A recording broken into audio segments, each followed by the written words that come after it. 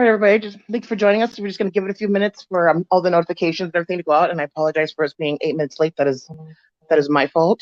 If I was ever continuously on time, I think the world would freeze over and go into a pit of chaos even more than it has right now.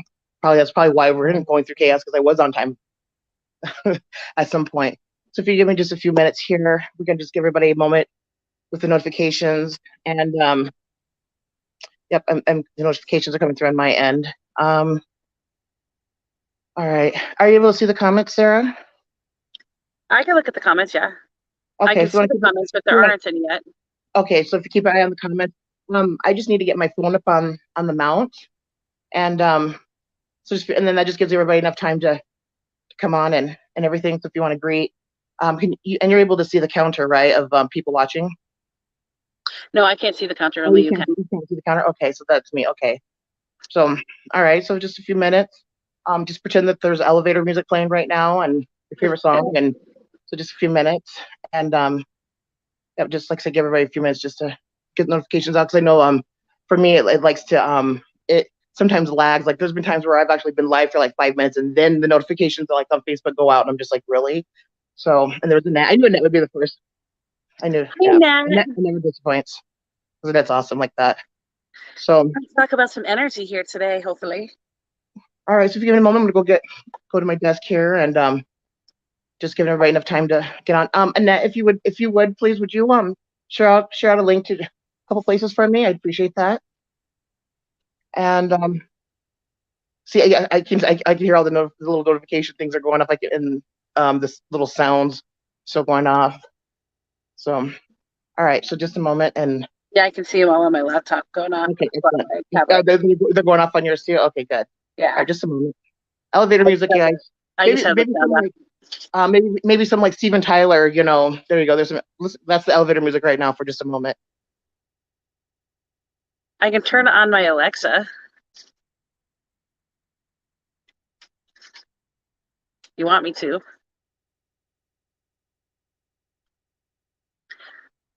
Well, I didn't know Alexa sang. Alexa plays music. Really? I don't know what my speaker guy, what his name is, but he's we don't get along too well. One day I asked him why he was so stupid. He's like, because I'm still learning, and I felt so bad. Yeah, mine says stuff like that too. But yeah, they play music. Like if you tell them, if you say, well, if you say like, hey Alexa, play elevator music, it'll play elevator music. Oh, well, let me see. Hey Google, can we play some elevator music?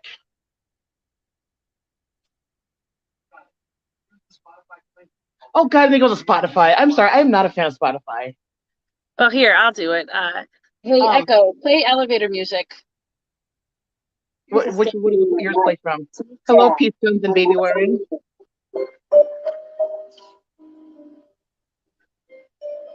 I don't know. I guess I didn't name my speaker guy. It's a little pink brown speaker thing. I got it for like business gifts from Google. But yeah, we've been fighting for the last couple of years.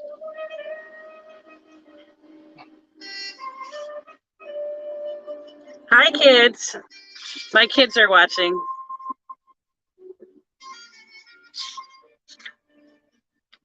So we're definitely family friendly. Hey, Liana. Well, we're just giving people a minute to get here. Hi, Liana. Sarah's you're family friendly. Me, I'm adult rated, so children should not be around. Echo, stop music. All right, so you can get started here in about. No, I forgot that there's a timer on here. I just now remember that. But yeah, if you give me just a moment here, and we're gonna get started. I just was trying to give everybody enough time to get the notifications and for me to get to my desk. I was smart this time. I brought a pitcher of water next to my desk, so I don't have to worry about not having anything for my thirst. And then yeah, I always have a drink right by my desk.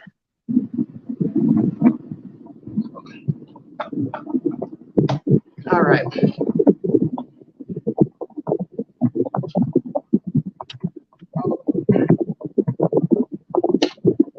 so I don't know why my comments didn't scroll. I don't know. Couldn't tell you.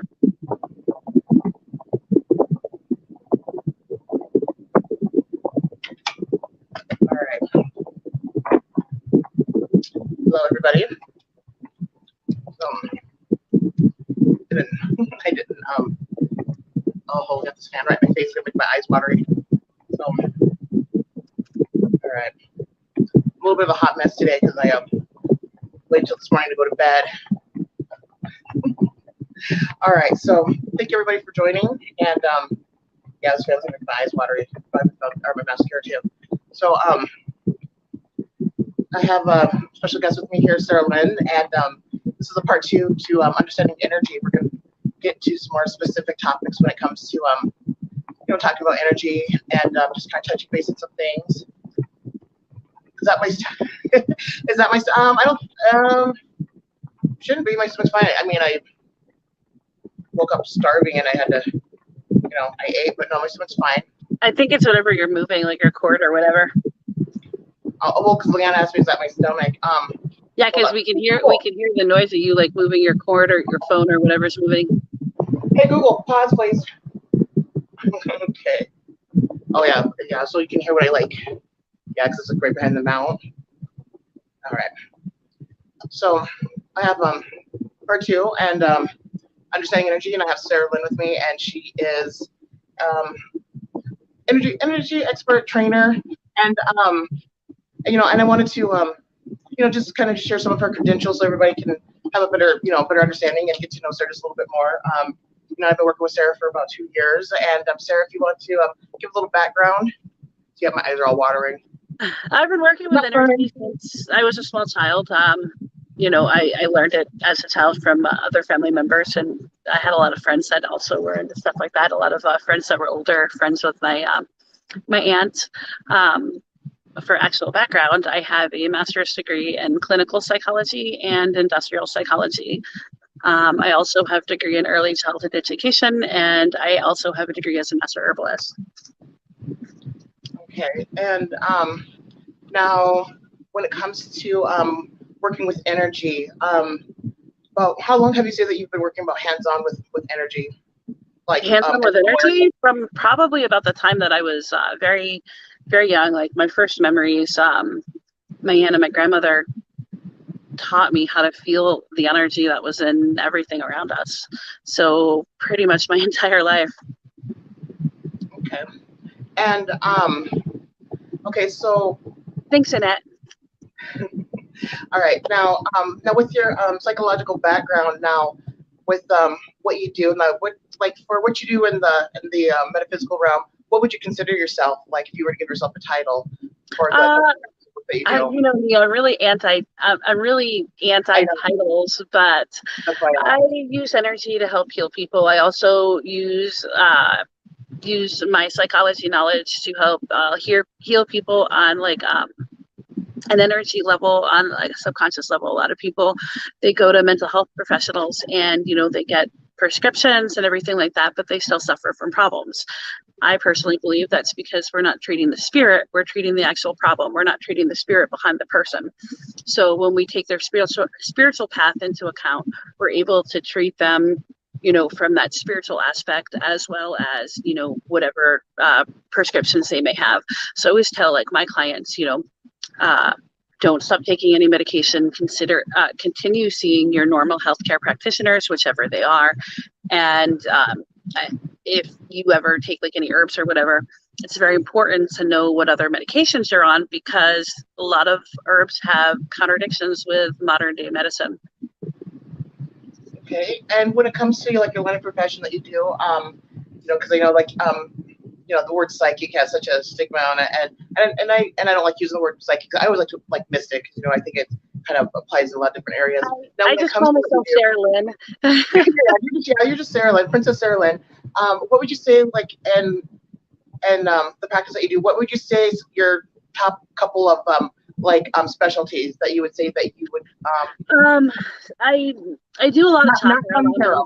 You can't say tarot. I do a lot of tarot readings, Yeah, that's I for know. sure. But I do a lot of chakra alignments, and that's probably one of my favorite things to do because a lot of times people, the energy that's around us, the energy that's in our body, just from going and doing everyday things, it's misaligned. And with a chakra alignment, that kind of, gets everything back to the way that it's supposed to be and helps a person able to become more balanced. So a lot of times, if they are going through like a psychological hard time, then it kind of helps to kind of pull their life together a little bit more. So that's probably the thing that I do the most. I also do a lot of energy healing. Now, I do what's called quantum healing. That's the type of healing that I do most frequently. I do other types of energy healing as well, but quantum healing is when you go in on a molecular level. I can't speak, tongue twisting words. And you kind of repair the cells that were actually damaged. So you kind of envision them and you envision the neural pathways that the cells would take to the problem area of the body. And that's probably what I do most frequently when it comes to actual healing. Okay. And okay, so and then besides just from the healing aspects of it, what other specialties would you say that you do in your line of work? I do a lot of mediumships. I do a lot of teaching. I'm trying to think of what I do. I do a lot of spiritual counseling too. Okay. I was kind of like whenever anybody asks like what your specialty would be, I definitely say work altars. Work with Yes, yourself. I definitely do a lot of work with altars as well, which altars are fragments of yourself that have like split off from your dominant personality. In psychology, they use the term like multi-personality disorder. There's a couple other different forms that they use as well, or schizophrenia or things like that. And I help a lot of people to kind of manage their alters without the use of prescription medication or in combination with prescription medication. Okay.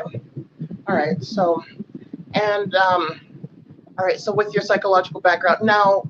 I know that you have a degree with early childhood psychology. Now, have you ever thought about Yeah, working with children, or do you work with children? I'm sorry, what was that? Do you have you thought about working with children, or do you work with children when it comes to with your metaphysical practice? Children. I don't work with children outside of my home on a regular basis, but I have worked with children before. I prefer to work with adults just because then, the cerebral cortex isn't fully formed until you're in your 20s. So children are still very pliable and malleable, and sometimes they take what we say in different contexts than what it's meant to be in. So it's a little more difficult, I think, to work with children. And then you add parental figures and stuff on top of that. I just prefer to work with adults personally, but I have worked with children in the past and probably would continue to do so. Now, with your degree in it, though, did you get it just because it was a special interest, or is it because you have a softball team? I do have a lot of kids. I originally went and got my degree in early childhood education because I wanted to homeschool my children. And the state that I lived in, and the states that I lived in required you to have a degree. Hold on just a minute. Renegade, go in the living room. Sorry. My children are obviously not in bed, even though I sent them there. All right. Okay, so I figured it was probably because you wanted to do homeschooling. Now, going back to energy. Now, what would you say? What is your most favorite thing when it comes to just with energy alone, like with working with energy? What is it that you like to do that's not on a healing aspect of it, like energy? I like manipulating energy personally. Energy is let me think of the word I want to describe it on. Energy is a force that can be molded. You can pretty much give it any job you want it to do with the right direction. So I think manipulation of energy is probably my favorite thing. Now you can manipulate energy for healing, but you can manipulate it for other things as well, such as spell work, such as, improving somebody's mood, such as, storing it in an object. That all of that are forms of manipulating energy, which is, changing it from doing one thing to doing another. So that's probably my most favorite thing to do. Okay. All right. And so to get on topic of discussion tonight, let's see here. I have no idea where my other phone is. Now I know that, and the topic of discussion, I did want to touch base on energy and the effects that it has with like children and animals. And which is great because you have your early childhood psychology and everything degree. So when it comes to like the energy around us and the energy of other people, what would you say like concerns when it comes to like people, like children and animals on a positive and a negative note? Well, children are very susceptible to energy that is around them. So are animals. So they pick up on people's moods. They pick up on, the manner in which you say something. They can tell from your tone of voice and the way that you're looking at them, whether, you're happy with them or displeased with them. Same thing with animals. That's a type of energy. So they also pick up on the energy that, we don't necessarily give off. Like, let's say you're in an abandoned house and you're just like walking by it, they might pick up that energy. It's kind of creepy, or they might see something. We as adults, we kind of, if we do hear something, see something, sense something, we rationalize it. Our brains just naturally rationalize it because we can't stand to the unknown a lot. A lot of people, not everybody, but that's what society programs us to do. So as we grow older, we kind of push those little things that we used to pick up on down. Children don't have that sense of being scared of these things. They're all new to them. They haven't learned from society that these are bad things. We shouldn't voice them. We shouldn't say them. So children are going to say exactly what's on their mind, what they feel, what they sense, what they pick up on. So children and animals, they just have that like pure innocence that as we grow older, we often lose. And now with animals, have you done animal energy healing at all? Or do you get into animal healing? Yeah, with animal healing, I like to use a method which is called tactile healing, which then you place your fingers. There's a T-touch method which works best. You put your fingers like this in this position on key areas on the animal's body to stimulate. It's kind of the same thing that you would do with like acupressure, except it's on an animal, and you use T-touch because T-touch is a lot lighter than acupressure would be. So you put it on key areas of the animal's body to stimulate energy flowing through that certain area. So for example, if a cat was having problems with their back, you might put your fingers on like the side of their neck right here, or on their lower hind leg, depending on where the problem was on their back. And you kind of radiate and pulsate the energy through that with a gentle massage. Okay. All right, and okay, there we go. Now I got my list. I was looking for my list of topics, and I was sharing out here. Now, energy within the environment. Now, I want to touch base on that because like when you're out in your environment, like in public or basically away from home. Now, what would you recommend for people? Because like people that have anxiety. Because I think like some people with anxiety issues, I think that's what I think is for some people it is like a psychological personal stress thing, but I think for others it is energy within the environment. So what would you recommend for somebody who is very sensitive to energies when they're out in their environment? Well, somebody that's sensitive to energy in their environment, they should kind of work themselves up before they go out there. So they should know what they're going to expect. That's the first thing you need to do. You need to recognize, that you have an issue with outside energy interfering with your space. And then you kind of want to rationalize it. I need to go to the store, so I need to be around other people. And once you're in the store, it's a little different because you're around all of these people and maybe you feel a little different than you expected to. So this is where energy shielding comes into play. This is where other items that you might keep in your pocket, like a stone, they have what's called worry stones. Most people have seen them. They have like a little thumb imprint in them. And they're really, really great to keep in your pocket. Yes, they're really great to keep in your pocket if you have these type of issues, because whenever you feel that anxiety, you can stick your hand in your pocket very inconspicuously and just release some of that energy that you're feeling from those people around you, and you can release it into the stone. Eventually the stone will probably break, but it'll serve its purpose and you can easily pick up another one for a few dollars. So those are just very simple methods that I that you can do if you're anxious when you go out around a lot of people. And the reason why you're anxious is because there's a lot of different people. Different people have different energies. Some people are nice, some people are more hostile, some people are very busy, some people are moving very slow. There's a lot of different types of people in the same area. And just like children, we pick up on the way that they look, the way that they're talking, the way that they move, and the vibrational imprint that they give off. All right, so that kind of leads into like the next thing that I wanted to talk about. Well, first I wanted to talk about like glam and false energy. Because there are some people that are able to mask themselves with You're talking about, okay. yeah. So Well, go ahead. a false energy gives the illusion that energy can be false. Energy can't be false. It is just energy, but energy can appear to be something that it's not. Right. And so I just wanted to point that out for the viewers. Hey, Lachelle. I'm still waiting for my voice recordings. I'm still waiting. It's been a while. So, she's from South Africa. I think people are from South Africa. Those beautiful. I love it. Love hearing them talk.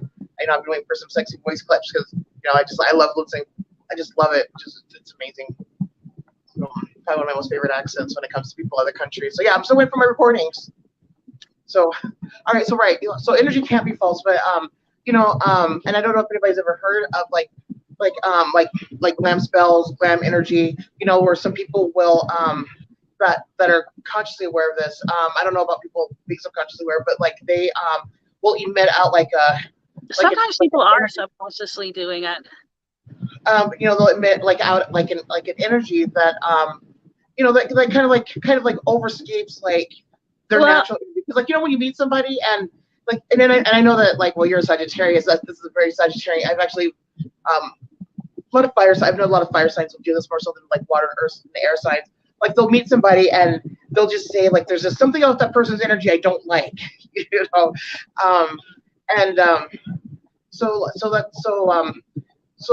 so you get like a group of people and then there's somebody and say like over half the people, they don't seem to have a problem. They don't think there's anything wrong with the person's energy. The person's real friendly and nice. Now those who say, okay, there's something off about their energy there, or there's just something like how would you explain that to where how would I explain glam? It's a form of manipulation. So what you're doing is you're kind of projecting what you want the person to see. It's kind of like, when you wear a lot of makeup, you want the person to not see the wrinkles on your face. So you're kind of covering them up. That's kind of what the person does with their energy when they're using glam in that manner. They're only wanting you to see the forefront. So what you see up front is, an overly generous, nice person when really they're a narcissist. So, it's just masking your own energy. So they learned how to manipulate people and their energy field around them. And sometimes it's not magical people that does it. We give off energy and vibrations, and some of that energy and vibrations that we give off is the way we present ourselves, the type of demeanor we have on our face, type of clothes we choose to wear, the way we talk to people, and all of that comes together to create what we in the esoteric community associate with energy. All of that is part of energy as well.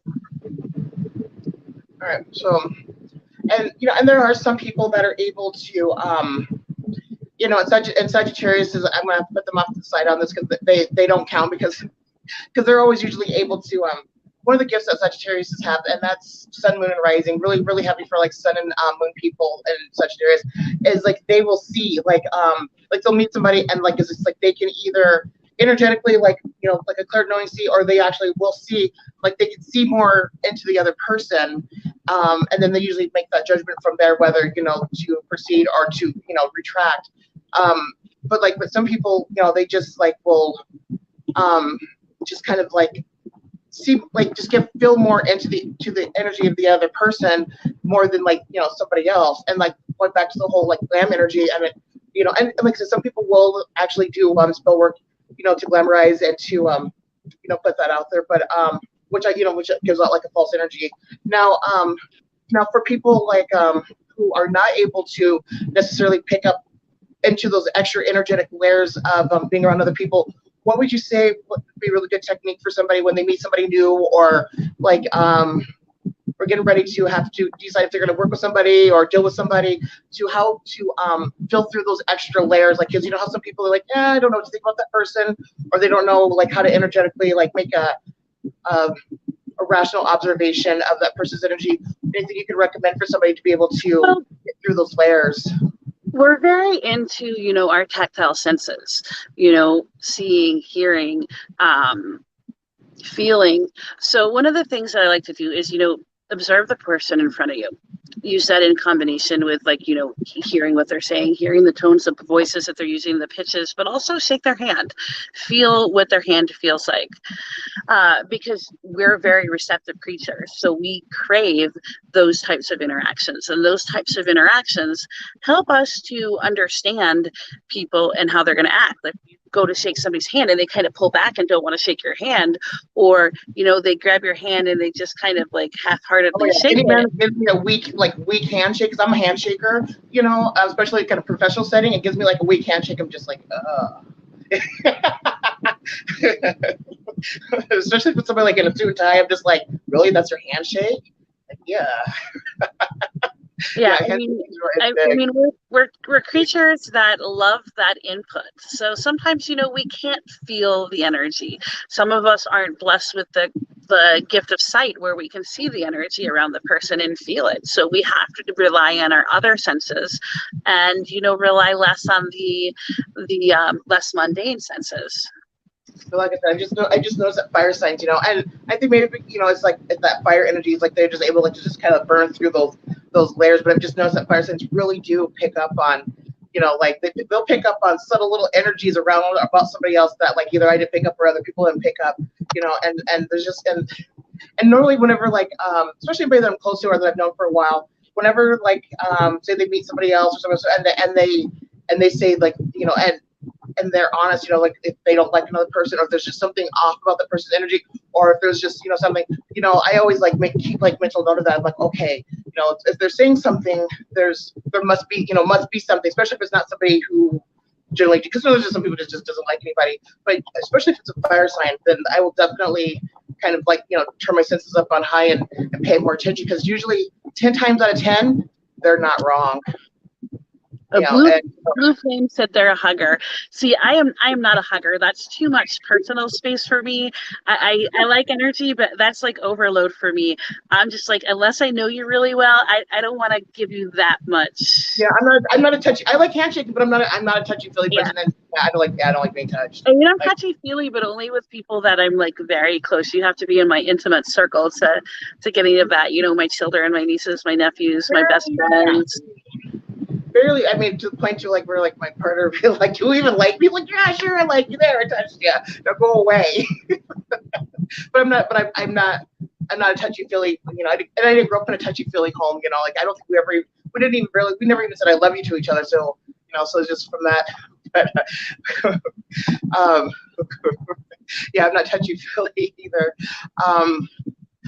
And Blue Flame, I just want to remind you, Pluto is retrograde, so you gotta remember that, and it does rule over that Aries and Scorpio. So Pluto being retrograde, Saturn's retrograde.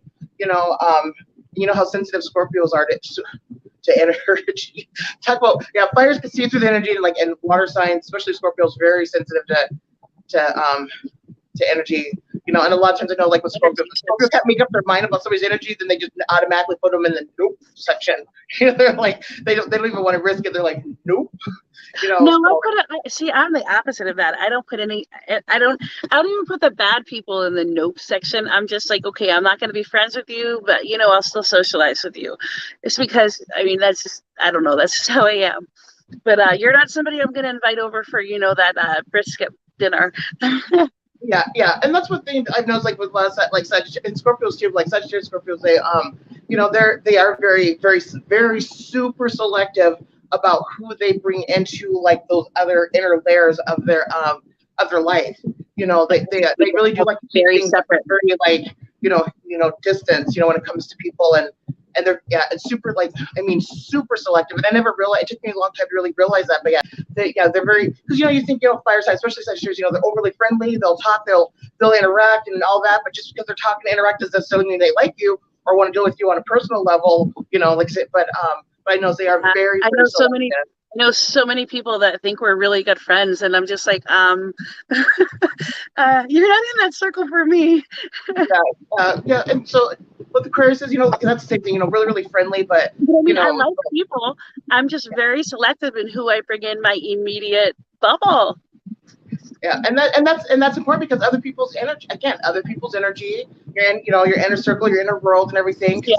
With other people's energy, when mixing in with your energy, it's just kind of like, because some people can leave like a residue of just like, with their their energies there, especially in your personal space of your home and everything.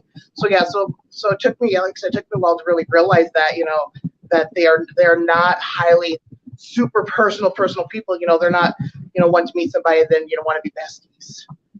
Yes, sometimes I think it's difficult being a Sagittarius because, I crave people. I love contact with people. I love to go places where there's. I love to go places where there's lots of people. I love to do talks like this. I mean, I've done talks like this in front of hundreds of people at pagan festivals.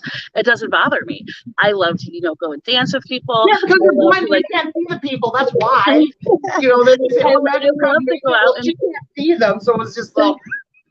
I love to go out and deal with people. Both of my jobs, like this one, working in the esoteric and pagan community, but also the job that I have, I clear out after estate sales and I resell a lot of items, and I also do estate sales. I love it because I'm around so many people. I help a lot of people. I talk to a lot of people. I like it, but I don't want to bring any of them home. Yeah, I'm Blue Flame. I'm right there with you, being Aquarius. Yeah, Saturn. Yeah, Saturn is just freaking little habit for me too. And then Lachelle says I'm the same way. I will be friendly with you, talk to you, but I won't invite you over. Also me. I mean, I love people. I just want most of them out of my circle. Everybody say hi to my children. They're watching. My children are watching. They just said hi in chat on YouTube. Well, hello, children. So yeah, thanks for reminding me that there are children, because me, because like. Oh, my husband has a sailor's mouth, so I mean, I'm sure they probably heard anything you're gonna say. Yeah, I've gotten a lot better with my potty mouth and not saying certain words, and yeah, I've kind of smoothed out some rough around the edges, because yeah. Yeah, five of my 7 children are watching tonight. Oh, well, one isn't home from work just yet. She's on her way home from work, and another one is, I don't know what he's doing because he doesn't live here anymore, but probably something fun. Is it like some cartoons or like some video games? I mean, no, really, they wanted to watch me because they wanted to watch you. They're really. If you haven't guessed, I'm really close with my kids. Yeah, and that's another thing I've noticed with Sagittarius is with the hands-on. I call it attached parenting. Yeah, Sagittarius. I've noticed a lot of Sagittarius moms do that, attached parenting. Yeah. So, all right. So back to the topic. So like manifesting with energy. That was another thing I wanted to. Right. I got no pie. I know I've got the filter on, and I will behave myself, maybe. No promises. So manifesting with energy. Now, when it comes to because I believe that manifesting very much has an interplay with like energy and everything. So when it comes to like with manifesting, what are your personal opinions when it comes to like with manifesting on the terms of like manifesting? You're drawing things into you for a purpose. So of course that's energy. You're drawing, from the outside in, whether you're drawing energy from the gods and goddesses you believe in, or the saints you believe in, or whatever other religious figures you might believe in, or whether you're drawing it from nature, or whether you're drawing it from the universe, or whether you're drawing it from objects that are around you. You are calling energy to help you for a purpose. So when we say manifesting, we are drawing that energy in wherever you believe it comes from, and you are giving it a purpose. So you're actually transforming it when you call it into your body. You're saying, come hither and we're going to make this happen. So it's very similar to a spell, except a little less ritual than a spell might be. Right. Okay. And we already did touch a little bit on energy training and everything. Let's see here. I have back and Okay, so dealing. Okay, now you know some people, and some people are aware of this, and I think a very small percentage of people are aware of this, where other people are not aware of it. Like energy vampires. Now there are some people that are naturally energy vampires, and I also know people that have heavy eighth house placements. A lot of times they can be on the receiving or giving end on being energy vampires or you know, and when I say energy vampires, I actually mean like people that, you know, that just like, you know, have been around away and they just like suck the energy, you know, you're just tired and just like, you know, like with me, like I'll get around certain people and like fire signs, especially in Sagittarius is an area, it's like, it like amps up my energy. That's why I love like doing advices like fire signs, because other fire signs, my sixth house Sagittarius, so it makes sense. Literally amps up my energy. Like, I mean, I already have a lot of energy naturally. I mean, I could be on my deathbed or my sick bed and, you know, and still have to get up and clean. Like, I naturally have a lot of personal energy. But when I get around fire signs, especially really gifted fire signs, that just like opens me up and really amplifies my energy, which then, you know, then like going live and then trying to, you know, push up because it's a lot of energy and I can actually feel it. But so some people are not aware that they are energy vampires, and since they don't know that they are sucking the life out of somebody, you know. So that's why I think they get a bad name. Yeah, you know, but then there are some people that are aware that they you know, like that they do pull energy from other people. Now, what would you recommend for people that have a habit? Because some people they just get tapped of energy so easy, you know. And there are some people that are very sensitive where they get around somebody or do anything and they just like deplete their energy out. So what would you recommend for people like that are very sensitive to having their energy just sucked out of them? And having their energy sucked out of them, proper shielding, really. It all comes down to proper shielding. If you shield yourself off in a manner in which, you know, nothing can get in, and I recommend active and passive shielding, which is, you know, offensive and defensive. So multi-level shielding is what you first need to do. And if you don't have the skills to do that, then what you want to do is you want to put the stuff you don't like, you don't want, right on the surface, because when you do that, then the energy vamps, you know, that you walk by or, you know, whatever, they're going to siphon all that energy that you don't want. You know what? You're pissed off at your husband because, I don't know, he left the toilet seat up. Put that out there. You're upset because your grandmother passed away. Put that at your surface. You're pissed off at your boss because he made you work on a weekend. Make sure that's in the forefront of your mind when you know you're going to be around somebody that is a psychic vamp that's going to siphon that energy off of you, because then what they're taking is the surface energy that is not doing you any good. It's not doing you any good to be angry with these people. It's not doing you any good to be depressed with these people. So if you put that up front, they're not going to get the energy, you know, your energetic energy, your energy that you maybe don't want to give up. Because energy at its essence it's not really, you know, good or bad or light or dark or whatever. We give it that connotation. So to somebody that needs energy for survival, and psychic vamps do, their body it's like food for them. They can't sustain life without getting that energy from somewhere, whether it's plants and animals or people or however they choose to get it. They have to have it just as much as you have to breathe every day. So what about the people that are that do energetically feed off other people's energy or pull other people's energy? What would you recommend for them so then that there's not sucking the life out of everybody? I actually work in the VC community, just, you know, with people that have that issue. You know, they know they're a psychic vamp and they don't want to pull energy and, you know, harm those people around them, because you don't just harm random people that you don't know. If you don't know how to control it, you pretty much harm everybody that you're around, even those that you love. So the first thing you need to do if you are a psychic vamp is learn how to control your own energy and learn how to read the energy of others. Everybody has like multitude of layers of, you know, energy and emotions that they have within them. I mean, at the same time, you can be like happy, but you can also, you know, have depression in the back of your mind, or you can have like death in the back of your mind. You know, you lost a loved one. So what I teach psychic vampires that I work with to do is to kind of siphon off the energy that isn't going to be messed. So you look for people, especially if you're in like a big audience of people, like let's say you're walking around a mall, there's a lot of people at the mall. You don't have to siphon energy off of every single person. You don't have to siphon energy off of every single person in the mall to be able to get what you need. You only need to siphon energy off maybe a couple. So you look for those you look for maybe a couple that's fighting. So, okay, you go closer to them so you can be in their energy field, and you kind of take that energy from them, because the fighting isn't doing their relationship good. So if you kind of negate that and take that aggressive energy out of that equation, you're helping that couple out, but you're also getting what you need.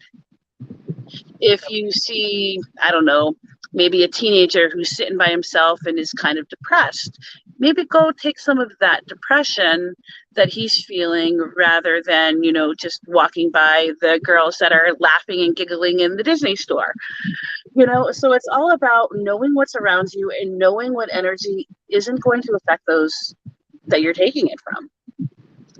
I just had like this whole mental energy of like just some like, you know, some energetic vampire person that knows it and they're just in a bad mood that day, so they walk past little giggly girls and then just and they keep on walking, and then there goes all the little happy giggly, you know. I just had like the whole mental picture of that. But okay, so now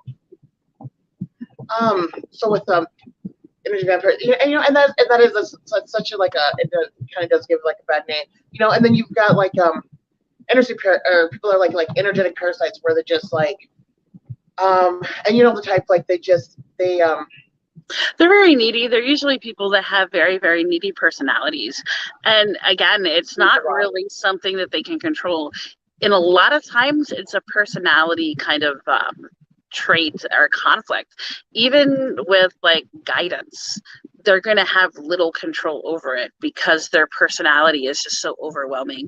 Usually they have some type of like attachment disorder, and in my experience, at least working with them, usually they've had some type of attachment disorder that, you know, happened as they were a child, and as they grew up it was probably overlooked. It probably doesn't cause a huge amount of problems, other than for, you know, those people that are close to them on a regular basis. It's very taxing on them.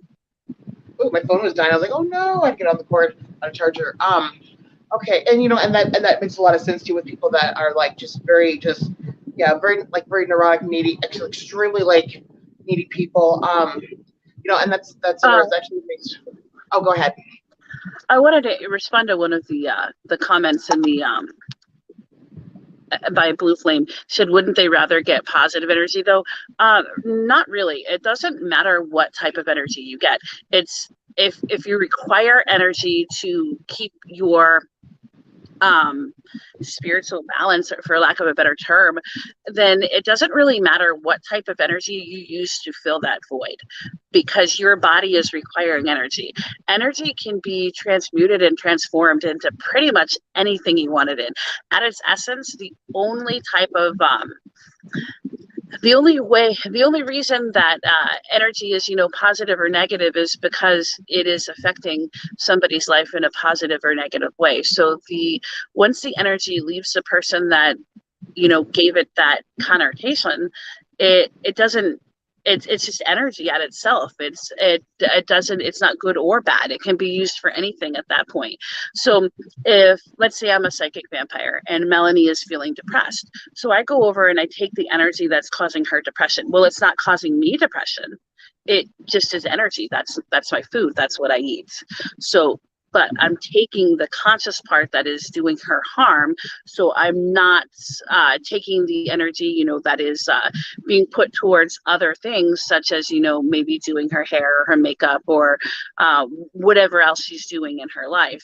Energy is complex, but at its roots, it's very, very basic. Yeah, very neutral. Yes, I agree. Okay, so all right. Let me double check. Make sure I didn't miss anything here. Topics.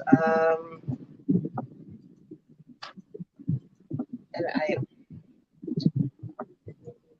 know I'm missing it. I know. Oh, maybe. I feel like I'm missing a topic. Let's see. We did touch on children, animals, energy vampires. I think you wanted to talk about dark energy. Oh. Is that what you want to talk about? It could be it, like the dark energy. Okay. Okay. I think you're right. Like recognizing when you are in the presence around of dark. Because some people do put off, emit out like a dark energy. Well, I think it's important to kind of define what dark energy is. Science dark energy is, defined Totally as, different. is defined as anti-gravity. So it is all of those spaces out in space that are dark and have nothing. It's literally what keeps space ever expanding. So in the esoteric and spiritual world, dark energy is that chaos that can't be explained when it comes to energy. Those random little things that you just can't put a name on. It's not good, it's not bad, it's just there. And sometimes it's whirling around, like a windstorm, and you just can't quite grab it. That's kind of what dark energy is. And when somebody has that dark energy, a lot of times you can pick up on it. And it probably doesn't feel real great because you don't understand and know what it is. It doesn't feel bad, but it doesn't feel good. It just feels like you're in like a whirlwind. Oh, okay. I was looking for the other half of my notes there. So so you think a lot of it's just like a misunderstanding then? I think a lot of it is a misunderstanding because chaos is, the good mixed with the bad, all in one. And to be able to work with that type of energy, you have to be able to separate them. I work with chaos energy, which is how I know a little bit about it. I've read a lot of things on it as well, but it's very difficult to explain until you experience it. I have no idea what the other half of that, because I know that I'm missing like little piece of the notes. Okay. No, I was gonna read through the comments. I see Uranus, and like the first thing I just think of, like I think of Tam, like no, Uranus. That's like my favorite word. I love Uranus. So yeah, it's just kind of like I said, I want to read through the comments here. Now, I did want to touch base and just remind everybody that we are doing energy courses. There's 3 tier levels, and basically a beginners, intermediate, and advanced. 2 classes each. They are an hour long, and in the third one, in the advanced one, in one of the sessions, or one of the courses, Sarah Lynn will be teaching how to do energy healing, a very unique form of energy healing. So I'm just going through the comments. I'm like trying to fly in my mouth. Oh my god. And okay, just reading here. Oh, she said that was a Sag I tried dating. I told you, I warned you, I warned you. Did I not? Did I not? She's like, I couldn't put my finger on it, but he just had an issue. Oh, he had an issue with it more, And some people, yeah, and so. Like to put the finger on it. See, I have that. That's something like I kind of like have a thing like with somebody's energy or somebody about somebody. Like when I can't quite put my finger on it, And I'm one of those, like if I can't put my finger on it, like I'm kind of like I have to figure it out. Like I just have to know what it is, And like a lot of times I'll even go to like to Sara or like certain people and be like, okay, I need them to take my hand and help me put my finger on it, because it's like that Aquarian curiosity. I'm literally curious, like Curious George. Like I have to, or Dennis the Menace has to push the button. Like I have to know what is it about like somebody or this thing that I just can't quite figure out. I can't quite, like I have to be able to put my finger on it. But yeah, I'm like that with a lot of things as well. And I like anything shiny. My husband calls me a ferret because he's like, all I have to do is pull something shiny over here and you're going to go, what? So yeah, when it comes to people and when it comes like, like especially when it comes to people, like usually it's just, and it's like one of those things, like, I don't know if it's a good thing or bad. And like, you think I learned by now, because 99% of the time it's usually something not good whenever I can't quite put my finger on it, but I just still have to I just have to know, but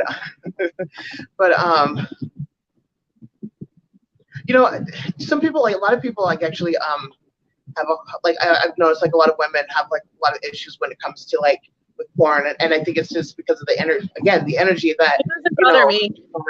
Yeah, it doesn't bother me either, but I can see where it could become a problem, because like what do people don't realize with porn, and here we go again, there's children watching Melanie.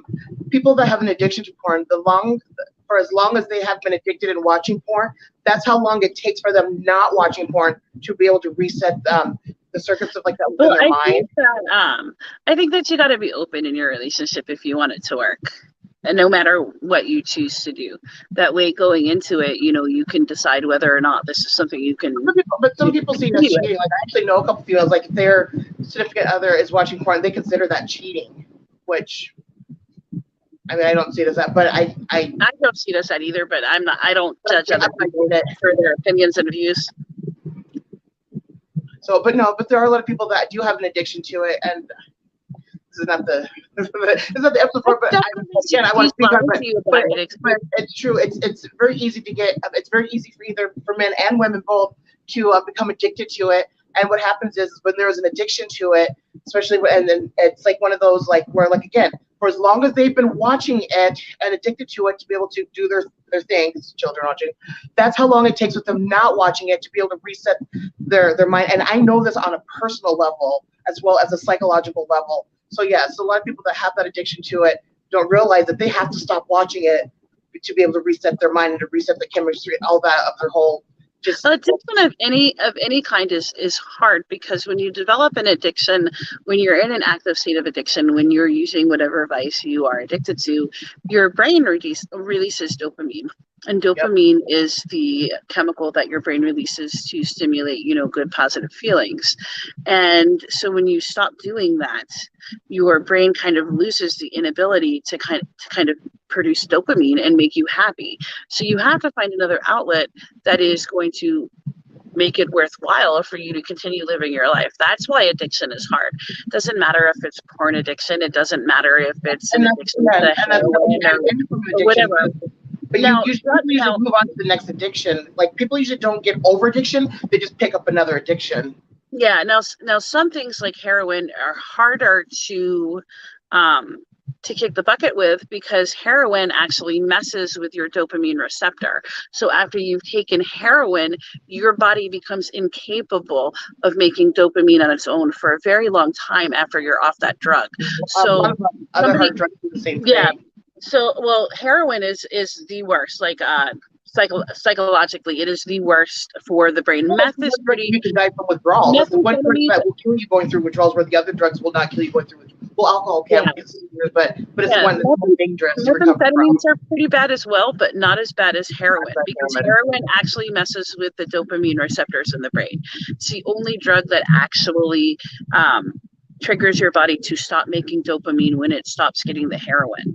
So you have to actually really, really want to be clean from heroin, because you can feel happiness again, but you will never feel the type of happiness that you did while you were on heroin. Now, I haven't done heroin, but I've read a lot on it. When I was in school, I wrote several dissertations on it.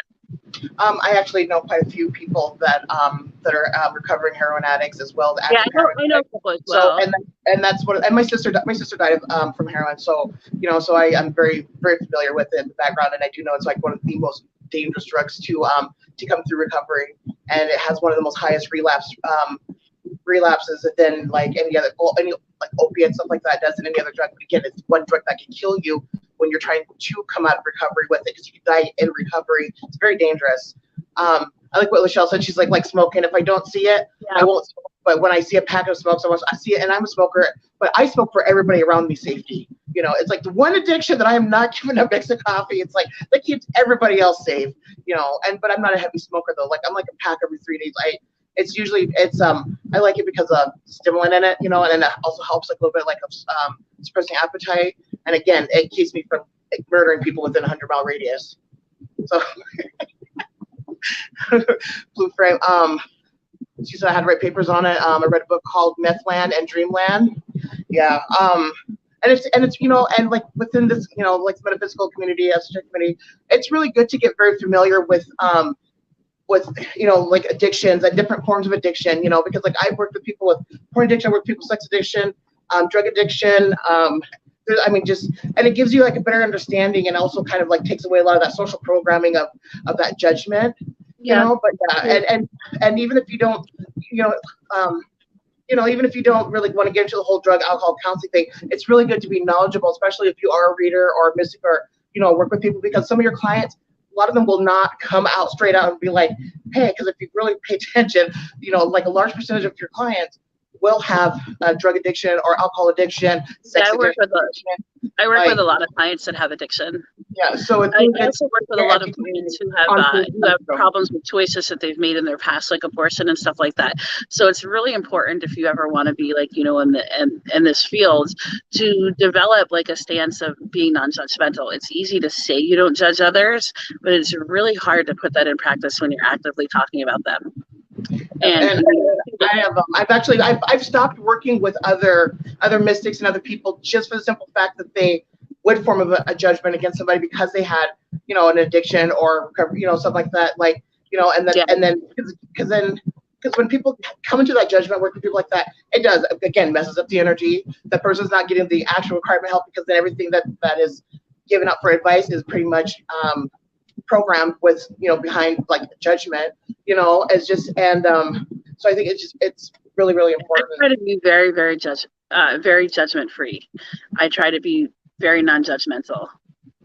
No, I mean, and of course, people are going to have those little things here and there that they probably cannot set their judgment down on, but I mean, you're always going to have personal biases, no matter how well you condition yourself to, not judge people. You're always going to have some form of personal bias. So it's a really good idea to know what your personal bias is, because when you know what your personal bias is, you can excuse yourself from cases that require that, and, give a referral to somebody else that is better suited to, care for that.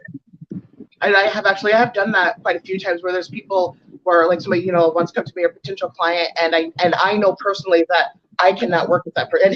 And it happens, and I will pass them along to who I feel can work best with them, or that can, give them, the requirements or what they're looking for if I can't do it. But yeah, and I will, like, if I can't work with somebody, I won't even pretend to. I don't care how much money they offer, whatever. I will pass them on to somebody I think I can handle and take care of them a lot better than I can. Especially if there's even like a major like conflict of like differences that I don't think that could be, where there's no middle ground, I will pass them on to somebody that I think is better suited. Yeah, I think I try not. I don't think there's too many things you have a bias on. Let's see here. She says, I love it. However, I'm not liberal. Trust that I'm the one who's been beaten down by corporate America. Oh, I know. Me too. My girlfriend has all kinds of chemical addictions. Found that out. I am not liberal either, so I guess you there. I actually know quite a few people, especially in the area where I grew up at the Black Hills. Like a lot of, and it seems to be mostly men, where they started drinking with their fathers when they were just like when they're little. Like 7, 8, 9, 10 years old, and then they have an alcohol addiction, or there are some who their parents, gave them like hard drugs or allowed them to have hard drugs as a child, and then it kind of falls them into into adulthood and everything, because like a lot of things, when it comes to people and what's going on with like issues and trauma stems all the way back to childhood. That's why Yeah, that's where a lot of our shadow work comes into play. I'm a real big proponent of shadow work. Shadow work is a psychology term, but it's also a term that is used to kind of depict anything that you don't bring to the surface, the things that you hide from others around you, the things that happen to you as a child, as a young adult, as even now, the things that you maybe aren't proud of and maybe are a little embarrassed of, and maybe you even try to hide them from yourself. So they're the things that you're always trying to, push down. And you always have to go back and reevaluate them. You always have to go back and kind of work through them, or you're never gonna get through it. You have to accept them for what they are and move on from that point, whether it was something you could have done to, maybe had a better outcome of the situation, or sometimes it's just acknowledging, the situation happened. There's nothing that I can do. I can forgive those people that, caused the damage or, helped this to happen, but I don't have to be friends with them and I don't have to like them, but I can allow myself not to hold a grudge, because by holding that grudge, I'm hanging on to that situation. Now, Blue Flame, you are not the only one. I've actually come across quite a few people who, she said, I lost my job in behavioral health because I didn't push meds, but But therapeutics apparently that's a no. That's one of the reasons. Like I had moved to Vermilion, Yankton area because I got accepted to do my master's degree at the USD, and I was going to work because there's a mental hospitals there for the state mental hospitals there as well as like a couple of federal prison and some other prison camps and everything. And that was like my biggest issue with working, in behavioral health and working like doing counseling and everything is the drug pushing and as well as where there were like actually nobody was actually getting any actual true therapy, and the training that they give out now in school is totally different than what they used to teach when people go in, because I'm a psychist, I double majored in psychology and sociology. The teaching is not the same. It's very robotic. Now there's a lot of stuff they're not teaching people in psychology, and they're not doing their jobs, and that's why I end up switching from basically doing what I do here, like online and everything, because I did not agree with that, and I do not agree with the drug pushing. And there's been a lot of other people. There's a girl that we've worked with, same thing. She had, quit her job because she didn't agree with the drug pushing. So, I have a degree in. I have a master's degree in clinical and industrial psychology, and I won't work in the field because I won't push drugs. I mean, I could use my industrial psychology degree and, get a job at a business, counseling people in the workspace and working with interdepartment problems and stuff like that. But that's not something I'm incredibly passionate about. So it's not really something I have personal interest in doing. Yeah, because I think there are some people that do not need to be on medication, and there are some people that they generally actually do, but a lot of them have been misdiagnosed and they're on the wrong medication anyways, and plus with the state mental hospital being under federal investigation for mistreatment, I'm just like, no, I think maybe I'll go do something else.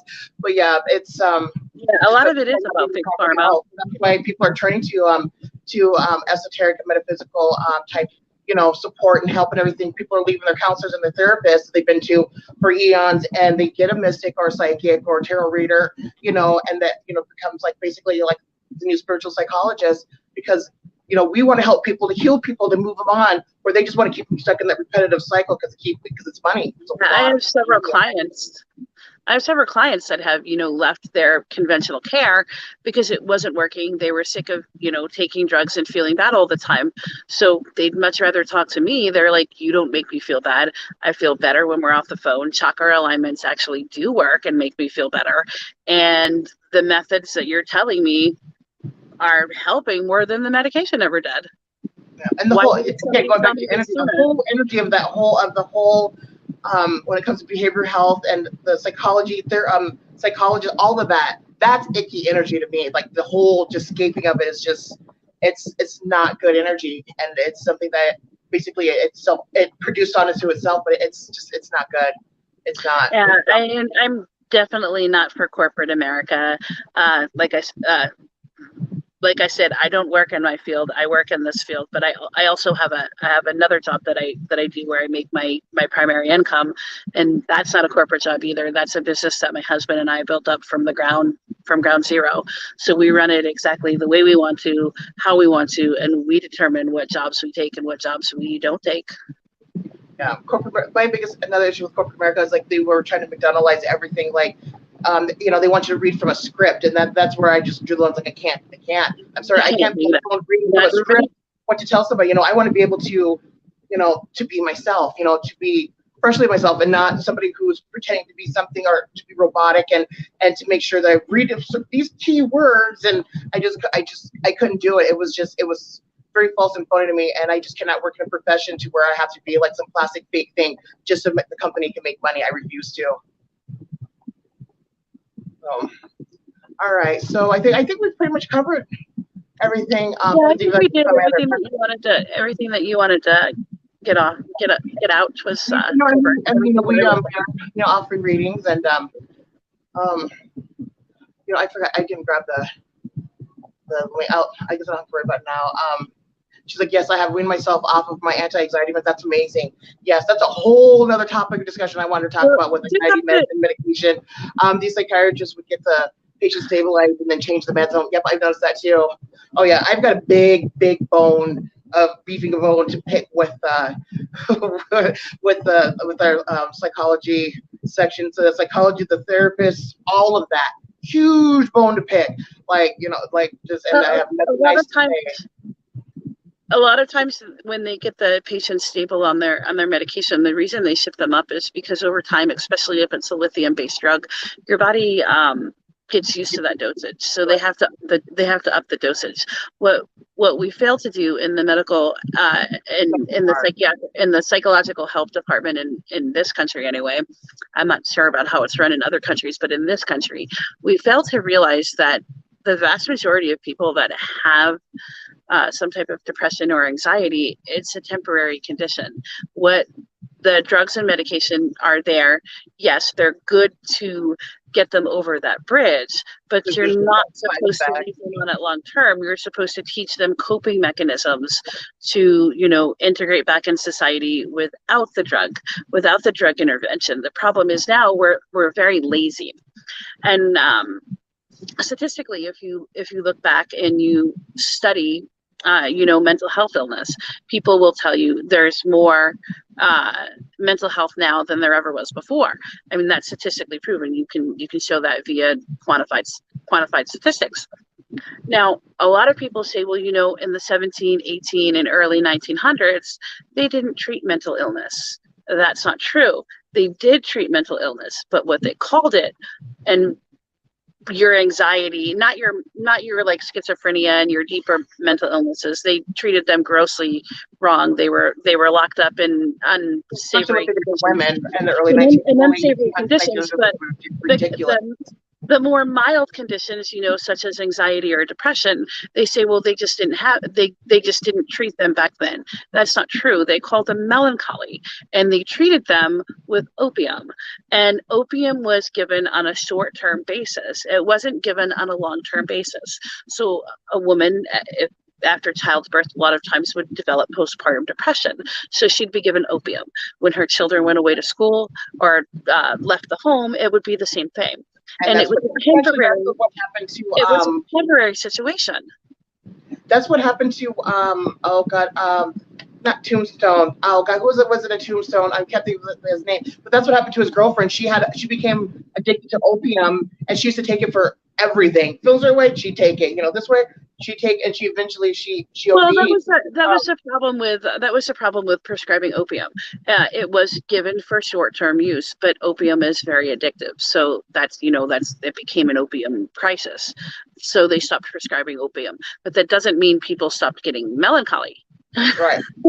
That's something about melancholy, because Mike just did an episode thing earlier today about melancholy, and I comment, I enjoy my melancholy. You can ask anybody, like, whenever I get into my melancholy, like, leave me alone. Let me wallow in it. It's mine. It's like, I don't mind being where most people don't want to be there. I'm okay with my lows, because that's just, I think it's the greatest time to do shadow work. A lot of people struggle with them, and they need a boost to get over them. Yeah, I'm like, oh my God, Bill, you did a great job. I'm like, no, get away from me, leave me alone, my melancholy, because I love it. It's my own little personal spice and bubble. Like, move away, get away. How come people with psychic abilities are labeled with having schizophrenia? Because that's, again, big corporate, and they I don't think it has to do with on medication right now, make money off of it. They would. I don't think it has as much to do with big corporate as it does with modern society and what the modern society believes. People in modern society, though, like, actually are scared to come forward. And I've had so many people over the years talk about like they're scared to come forward because they don't want to be labeled as schizophrenic or whatever, and that they feel deep down that it's not schizophrenia. So but there's so many people in our society that is scared to even say anything, and they know that it's not mental illness. Well, the predominant religions in our society today do not allow for these things to exist. So when you have a contrary belief to the popular one, or at least the popular one that is shown in the media, on television, shoved down our throat in just about every aspect of life, when you have somebody that comes forward with an alternate view, they look very crazy. So to the vast majority of people, if you believe these things, you must be nuts. It's absurd to think magic is real, because it doesn't fit into their agenda and what the world is. Well, right. So people are basically taking that agenda and shoving up other people's fucking. But a lot more people in the world are actually starting to wake up and realize that the society norm is not the norm and that it's a lie. Yeah, it's like how many times have you had people tell you, I went and I had to take a test my doctor gave me, and the doctor asked you, do you hear voices? Well, I hear voices. If I put yes on the form, they're gonna tell me I have a psychiatric disorder. I don't have a psychiatric disorder because I know the voices aren't mine. The voices that I hear are spirits that I talk to. I know because I do mediumship work, and other people recognize these spirits when I call upon them by name. So how would I know who I was talking to if I never met that person before? How would I know key details that happened in that person's life if it was in my head and I was psychotic? Yeah, that was just like with the TikTok live last night when I did a mediumship reading, and the girl said, she's like, that right there proves that she's real. I was like, or she's like, how would she know those details? She's like, those are private details that nobody else in the world would know about for her to be able to get access to. And that's the thing. A lot of times, whenever when people that see spirits, a lot of times they can get around somebody else and other people that can basically confirm, they can see the same spirit, and be able to, actually they're saying the same thing, but then of course society would be like, oh, it's what is it, mass hysteria. Mass hysteria, stuff like that. But no, I mean, we're slowly breaking through the wall, Kool-Aid style, like the Kool-Aid man, but we'll eventually get slow there. Motion. Yeah. Well, we will eventually get there. We just got to keep moving forward, because eventually there has to be change. There's no other way for society. If you look at where we are now compared to where we were 150 years ago, we're a lot better today than we were 150 years ago. 150 years ago, if I did my job that I do here, I would be labeled as a witch and probably burned at the stake or drowned in water, because that's what they used to do. And I don't know, it depends on what side of the family I was born on then, but I either would have been in Scotland or somewhere in a Native American tribe, which they wouldn't have probably done that there, because they just didn't do that to their people. But knowing my luck, I would probably be in Scotland. Yeah.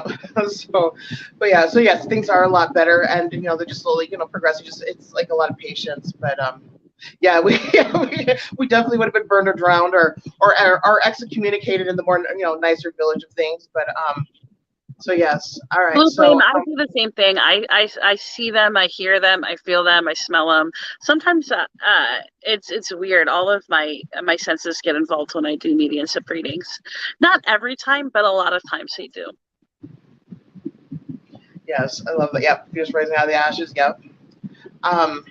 That's very much your Pluto, definitely, because Pluto is the phoenix. It causes people to go into that phoenix mode of having to rise out of the ashes. It's either transform or die. Either you transform out of the ashes or you die. And that's pretty much what their society. It's like they need to transform into a different form of social norms and a different way of looking at things and viewing things, and just the whole society structure of everything literally needs to crash into ashes and to be reborn again. It has to. So, but I've been pretty much my whole life, I've been, the little chatters of not being normal or crazy after so long, you just get used to it, just ignore. I just started ignoring it. It didn't bother me anymore. I think it's hard to, die and be reborn as a society, because when we do that, there's a lot of casualties, and people say they're okay with casualties, but when it affects them and theirs, and they're not really okay with it. All right. Well, thank you, everybody. I love it when we get interaction, in the comments, and so. Yeah. And have you ever noticed whenever we do any type of live, we always get I know I do tons of fire signs. My air attracts the fire, because I need the fire. I attract fire signs too. I know I love fire signs. So normally attract fire signs, but I do. So, all right, everybody. So if nobody is wanting a reading, okay, I was like, I do have my cards here, my card also here, but there they are again, the peace gun and baby wearing. Hi, children of mine. That's because it's linked to my Facebook group. I actually have a Facebook group that I started years ago. It's got probably 10,000 people in it. But it's I like peace, and I love baby wearing. The picture in it is actually me wearing one of my children. and they're using my old account. And guns, because like the group that I created was how to carry a sidearm with children while baby wearing, and how to protect yourself. You know, it's a self-defense class, or it's a self-defense group, but it's a self-defense group designed for mothers and fathers that specifically have young children and happen to wear their children via, like, you know, a woven wrap or a soft structured carrier or anything like that. Oh, So put the gun on safety with a little safety thing and put it in the diaper bag and go. no, I don't like guns in diaper bags, and the reason why, because children get, you know, they always, diaper bag. I would put it in the diaper bag. I would have it on. I would have it on myself. yeah, that's what I advocate in my group. There are people that, you know, carry them in, like, you know, a purse that's designed for it and stuff like that. But I'm always an advocate of carrying them on your person so that you have access to them. Travel to your back to be able to pull it. Yeah, and I like a level 3 holster, because level 3 holsters, you can't take the gun out of it unless you are wearing the holster. So like if I had the holster like sitting on the counter, you couldn't take the gun out of it. If my child came up and tried to take the gun out of the holster, or like a robber or whatever, they can't take it out. They can't take it out unless you're wearing it, because it's designed to only come out at one angle. Yeah. Yeah. I've actually I have a knife. It's designed like that where it snaps in, and so yeah, I'm very weapons friendly and guns. So who is a Skywalk trees? I am. I don't know who that is. Oh my goodness, that happened to my bank card not too long ago. I don't know who Skywalk is. It was a great talk. Thanks for laying on the floor of the family friendly. Oh, I'm glad you enjoyed it. We love the fact that you guys.